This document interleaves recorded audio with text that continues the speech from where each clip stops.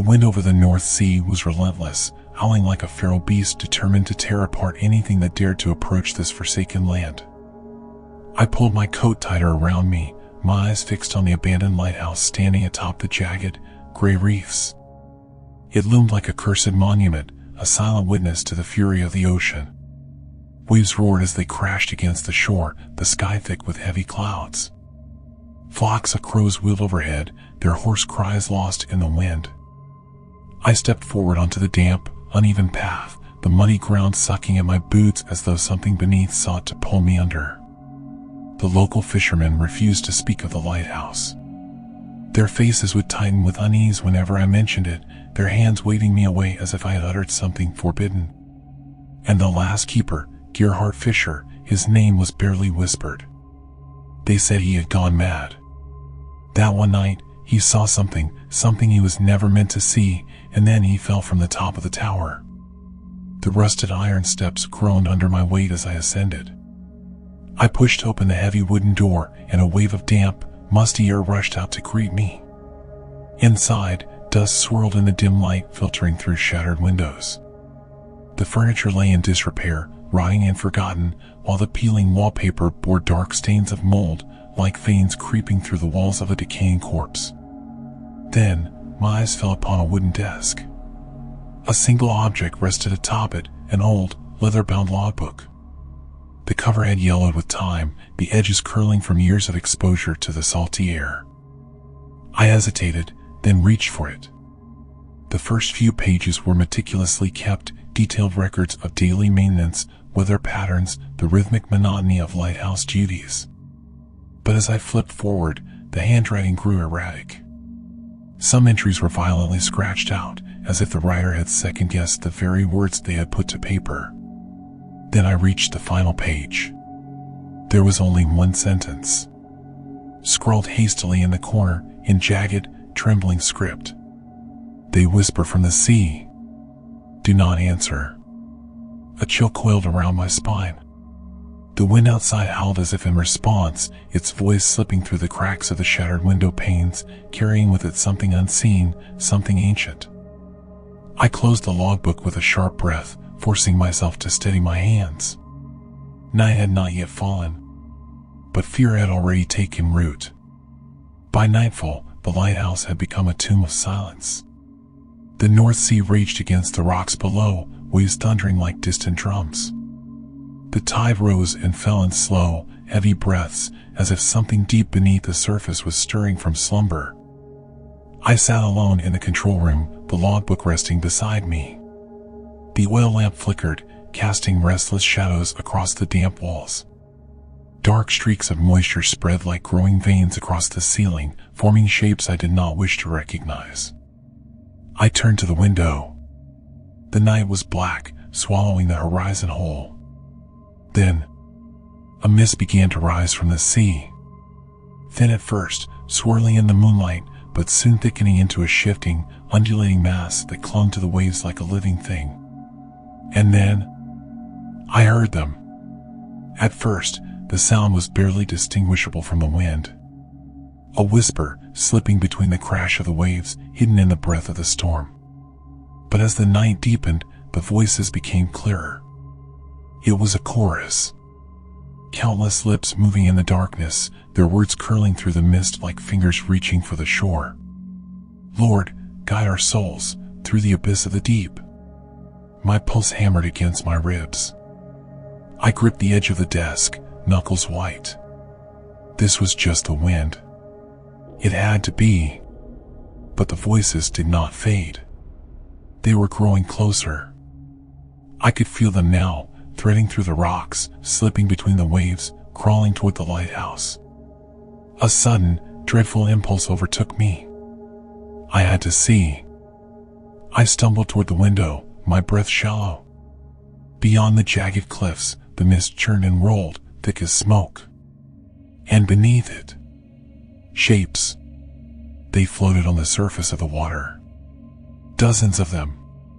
Figures, pale and motionless, their empty faces turned upward toward the sky. Their lips moved, soundless at first, but then, Lord, guide our souls. The prayer continued, endless, reverberating from mouths that should not be speaking. Cold sweat dripped down my spine. Who were they? Why were they floating in the sea? As I tried to step back, I saw something far worse. The floating figures, drifting lifelessly upon the sea, slowly began to open their eyes. Black, hollow, endless voids staring directly at the lighthouse. And their chanting. It grew frantic, rising in urgency, as if summoning something from the depths. A phrase from the logbook echoed in my mind. They whisper from the sea. Do not answer. Terror shot up my spine, freezing my breath in my throat. I clamped my hand over my mouth, forcing myself into silence. I could not let my voice join the night air. I could not let them hear me. Because something was listening. Something unseen, yet vast, was searching, scanning the lighthouse, seeking a response.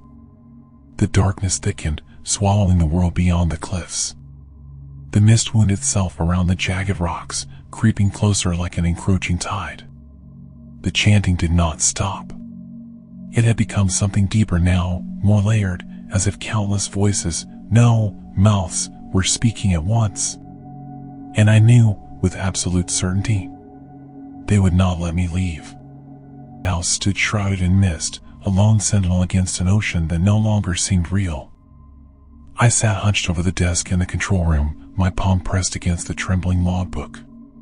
The whispers outside had faded to an eerie murmur, restrained, expectant, waiting.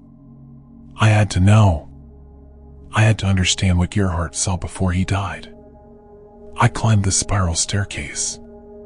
Each step echoed, stretching through the empty chamber like something unseen was following, mimicking my movements. The stone beneath my boots was damp, ice-cold. The walls bore jagged patches of moss, twisting and curling like claw marks left by unseen hands.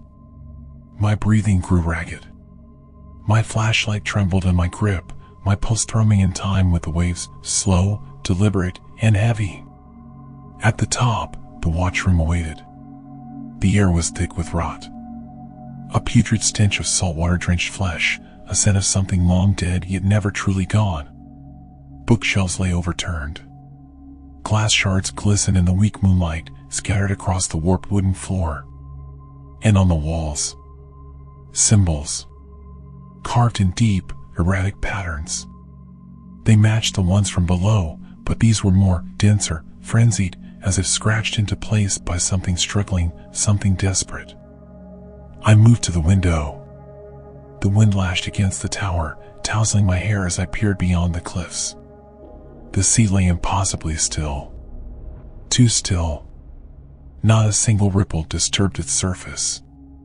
No storm had arrived, yet the waves had ceased to move. It was waiting. I lifted the old brass telescope, adjusting the focus with stiff, frozen fingers. The floating shadows. They were gone. But beneath the mist, the water was shifting. Not with the tide. Not with the wind. It was moving in a pattern, contracting, expanding, pulsing. A rhythm. A breath. My hands turned icy as my gaze drifted downward. And then, I saw it. Deep in the abyss, lurking within the black void of the sea. A thing was moving. Vast. Formless. Twisting in perpetual motion. A shape that was never truly one shape. Its grotesque body writhed, shifting, stretching, as if its very existence refused to be confined. And upon its surface, eyes. Dozens. Hundreds. Perhaps thousands. Opening. Closing. Expanding and contracting like the pull of the tide, sending unseen ripples across the ocean. The floating figures. They had never been people. They were nothing more than shadows. Projections. Echoes of something else. Something that had always been here. That had always been watching. I stumbled backward, knocking over the telescope. The whispering surged. No longer distant. No longer waiting. A force clawed at the edges of my mind, pulling, unraveling, forcing understanding upon me. It was calling. It was waiting. It wanted me to answer. Dear Heart's final warning pulsed through my skull. They whisper from the sea. Do not answer. I crashed onto the cold floor, gasping for breath. My limbs were sluggish, my mind clouded, but sheer instinct forced me to move. I tore the telescope from its mount and hurled it to the ground. The lens shattered. And for the briefest moment, the ringing in my ears stopped. The whispers faltered. But the presence remained. It knew. It knew that I had seen it. And now, it was looking back. Time no longer felt real. The night stretched, an endless abyss swallowing everything. My vision wavered, the walls of the lighthouse bending and twisting as if reality itself was unraveling.